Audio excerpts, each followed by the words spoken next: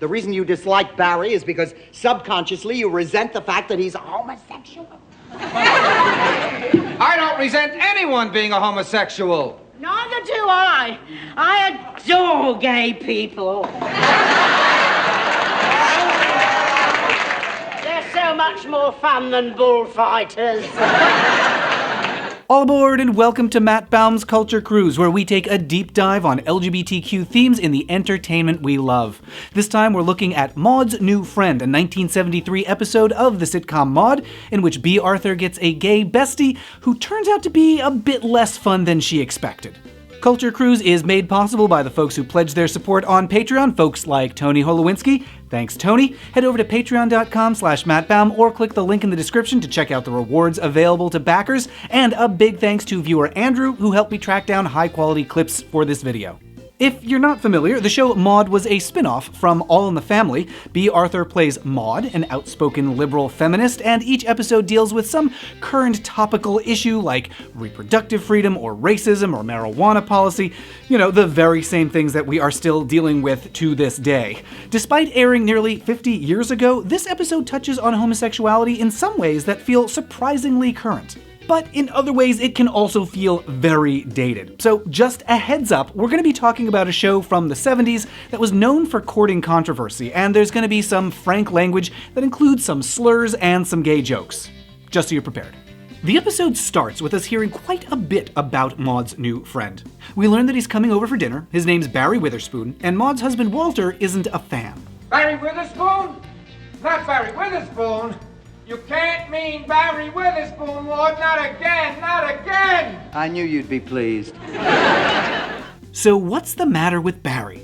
Maude likes that he's a best-selling author in Tuckahoe, only because she nagged everyone in town into buying his book, and Walter hates that Barry delights in making him feel dumb. I get some special pleasure reminding me that I didn't graduate high school. Walter's still holding on to some resentment from their last dinner party. Like last time in front of everybody, giving me that lecture on the difference between infer and imply, as if I didn't know. Oh, come on now, Walter. He just gets impatient with ninnies who constantly misuse those words. Are you inferring I'm a ninny? Of course not, sweetheart. I'm implying you're a ninny. You were inferring. Remember that joke about infer and imply. It'll come back later, and I really think inferences and implications are what tie the impending drama together. Also, take note that Walter explains his dislike of Barry just as he's getting undressed, literally stripping down and exposing himself. It's sort of a visual reminder that Walter is not a secretive man. He has nothing to hide. What you see with him is what you get. In fact, just a few years later, the same actor who played him appeared in the show Oh Calcutta and got fully naked, which, you know, the 70s. Anyway, Maude thinks that there's something unspoken under Walter's discomfort. You might even say she's inferring. The reason you dislike Barry is because subconsciously you resent the fact that he's a homosexual. Oh, this is some new information about Barry. Maude's neighbor Arthur, who's joining them for dinner, is intrigued. You mean this Witherspoon is, Yes, but that has nothing to do with anything. Once you get to know him, you'll love him.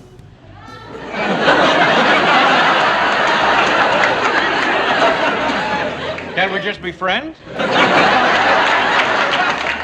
Okay, that's a solid joke. In fact, there are quite a few good gay jokes in this scene before Barry arrives. It's like everyone's trying to get them out of their system. From Walter. What could be wrong with spending an evening with a famous author like Barry Witherspoon? You know, last week, he had his picture in the Woman's Wear Daily. What kind of dress was he modeling? From their housekeeper, Mrs. Naugatuck. We think quite highly of them in England. Our government's full of them. The only one where positive isn't a queen is the Queen.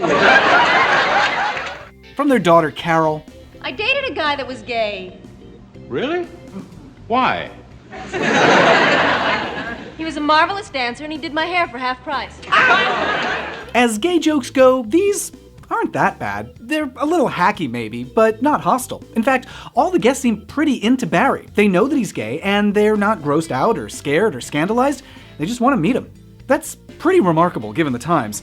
In the early 70s, when this episode aired, homosexuality was barely acknowledged on TV. And when it did come up, it was often in the context of queer folks being sickos, like in this news report that aired just 6 years earlier. Homosexuality is, in fact, a mental illness. Or on this episode of Dan August that aired in 1971. Then why kill her? She knew about me. She knew I was homosexual. Back then, homosexuality was illegal across most of the United States, and the movement to legalize same-sex relationships was just getting started. No openly queer person had ever been elected to office, and pride celebrations were a brand new concept. Today, queer characters have gained so much acceptance that the kids' show Arthur just had a same-sex wedding, and when a station in Alabama refused to air it, there was a huge outcry. Now imagine what it must have been like 50 years ago, when TV barely acknowledged your existence, and then when it did, it was to call you mentally ill or a killer. In fact, this episode ran just 1 year after the American Psychological Association voted to declassify homosexuality as a mental illness, which was, at the time, a controversial move. So while the nation's top psychologists were still debating whether gay people are all sick, this TV show showed a bunch of people just casually looking forward to hanging out with the gay guy.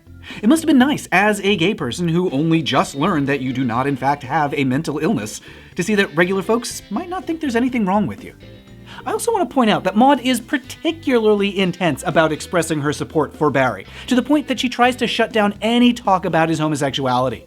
Every time someone tells a joke. Mrs. Nogatuk, I just hate remarks like that. Walter, that was a prejudiced remark. I'm beginning to realize I am the only person here who is not prejudiced. Why is Maude getting so furious at everyone? Well, Walter has a theory. And as far as I'm concerned, I would just like to drop the entire conversation. Sure you would. The only reason you're so friendly with him is because Barry is your personal homosexual. Some people show off their new cars or their new house. You show off Barry. What's impressive to me here is that the show predicted a TV trope that wouldn't really be a thing for another 20 or so years. The straight main character who collects gay sidekicks. Imagine being blind, not being able to see a beautiful day like today. Can you think of anything worse? Stonewashed jeans with a matching jacket.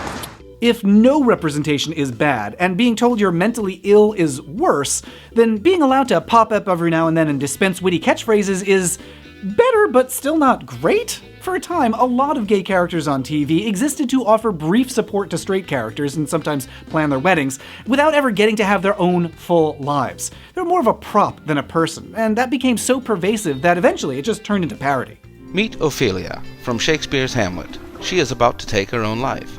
This fate could have been avoided if she had a sassy gay friend. What are you doing? What are you doing? I love that Maude saw that trope coming from 2 decades away and called it out. Walter, are you actually inferring that I'm that shallow? No, you're inferring. I'm implying. Good one, Walter. Anyway, Barry eventually makes it over to the house. Hey, it's the guy who played Chester on Soap. And we see why Walter doesn't like him. He's honestly just a huge jerk. One of the first things Barry does is make fun of a woman's breast size, and then when Walter suggests that wasn't funny... Very funny. I heard that joke back in the 3rd grade. Oh? You got that far? I think the jokes about gays were all fairly affectionate, but that one's just mean. Walter tries to make it through the evening, but Barry won't let up. He's in one of his silent moods. He doesn't want to talk. Really? Then you're a very lucky woman, Maude. Eventually, Walter's had enough and threatens to kick Barry out. But only because I don't like you as a person. I can understand that. Turns out, Barry knows exactly how terrible he is. I realize that I'm unreasonable and quite difficult to get along with. I tend to pick on you because you're so defensive, but it's part of my charm. Now, look, I can't know what's going on in this character's heart, but I do recognize that as queer people, we have to enter so many social situations with our guard up. And when you feel like the world is out to get you, as it often was back then it's tempting to have it out for the world. Even for me, I live in about as gay a bubble as a person can, and I still worry about walking into a situation or bumping into a person that's just gonna turn on me. Sometimes I feel that temptation to be a Barry and just be mean to strangers as a kind of armor. It's especially easy to do when you're extremely online and you never actually have to look at somebody in their real face. When you know that there's a good chance people are going to be awful to you, one way to respond is to be even worse to them first. But there's a downside to being preemptively awful to everyone, and that's that it makes it really hard to have friends. I mean, real friends. Maude and Barry might seem like they're close, but watch what happens next when Barry suggests that Walter's secretly angry because he's a jealous husband. The jealous husband?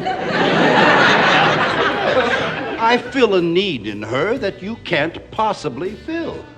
You're afraid that I'm, for want of better words, her intellectual lover. Maude agrees that that's what's going on, but then... You are jealous. But you silly Billy, this is all so unnecessary. I mean, imagine being jealous of Barry.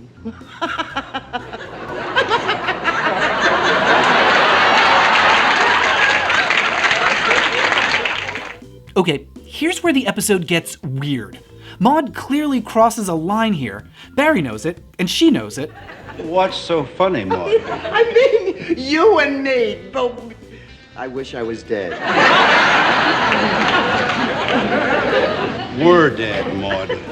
As far as our relationship goes, that could be the case. Hold on, everyone. What are you doing? What are you doing? One laugh and the relationship is dead? That's so abrupt. It feels like Maude's laugh implies something and Barry's reaction infers something, but I can't figure out what it is. Why is this laugh such a big deal? My best guess? Well, for one thing, it just kind of sucks to be laughed at, but one laugh and he never wants to see her again? Surely a friend could just let that slide. Maybe Maude's laughter makes it seem like she never took Barry seriously. Maybe Maude's suggesting that it's ridiculous for a straight man to be jealous of a gay man. Maybe Barry's got some internalized homophobia and infers that Maude's mocking him for being gay. Maybe there were some lines in the script that made it clearer, but the network made them take it out. Maybe this is some 70s thing that we just don't get today.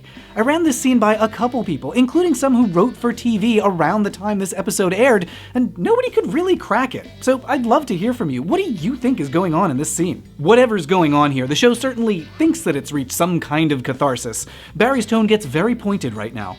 You're just another one of those guilt-ridden liberals that can't enjoy anything, not even your own prejudices. And Maude tries to protest, but then slips up. Now you tell me that I have a hang-up about your homosexuality? Well, let me tell you something, Barry. Whoops, well, that was unfortunate. Though I have to say, if Bea Arthur wanted to call me Mary, I think I'd wear it as a badge of honor for the rest of my life. As moments of bias go, it's still not that bad. It was careless, but not malicious, and she's clearly instantly sorry. But Barry takes it as confirmation that Maude is in fact a bigot and walks out of her life forever, thereby predicting another long-standing TV trope for gay characters by only appearing for a single episode and then never coming back ever again. Maude is left to be consoled by Walter. You've learned that we all have biases, and we simply have to recognize them and deal with them as good as we can. As well as we can, Walt. From there, the episode ends with a pretty harsh read of Maude. After all the dust is settled, she makes a promise. Oh, Walter, I promise you I will die before I say anything derogatory about anybody again. And then just seconds later, when they're deciding where to go out to eat... What do you feel like eating? French, Italian, Spanish? No, why don't we just go down to Wong Fu's and eat chinks? Oh, wow, oh no, yikes. Well, neither Walter nor Maude registers how unacceptable that language is. So, for all their talk, it turns out they really do harbor bigotry, and the show fades out on Maude being a totally clueless hypocrite by not even recognizing it. Ultimately, I think that slur at the end confirms what Walter was saying. It is important to confront bias, especially unconscious bias. I just think something got left out of this episode, whether it was a line that got deleted by a censor or just wasn't written clearly. There was still a lot more that needed to be said about recognizing implicit bias. And that wasn't just needed on Maude, but on TV in general. In the wake of Stonewall in 1969, queer people rapidly gained public visibility, but TV was still trying to figure out how to portray gay characters, so there were bound to be some hits and some misses. A year earlier, The Mary Tyler Moore Show featured a gay character, and they also had an interesting way of handling it. The episode keeps it a secret that he's gay until the last 30 seconds. I have a separate video about that one on my YouTube channel. And what's more, Maude herself came around 4 years later and offered much stronger support in an episode that aired in December of 1977, just 1 month after Harvey Milk was elected. In that episode, Maude's neighbors have a much more explicit bias. I hope you're satisfied, Maude Finley. A bunch of homosexual pansies has just opened a gay bar in Tuckahoe. Everyone, please memorize that line and shout it every time you enter a room. A lot had changed by the time the 1977 episode aired. For one thing, Maude seems to have overcome whatever hang-ups she might have had, and is explicit in her support for gays as people, not just accessories. Do you approve of homosexuals? Arthur, it doesn't matter whether I approve or I disapprove. They are human beings, they exist. For another thing, she's also apparently learned to be okay with gay jokes. It's like asking me if I approve of dwarfs. Well, that's different. There's no such thing as gay dwarfs.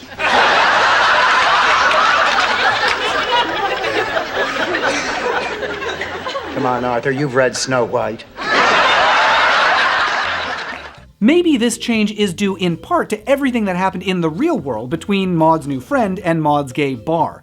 There was a lot of new queer activism between 73 and 77.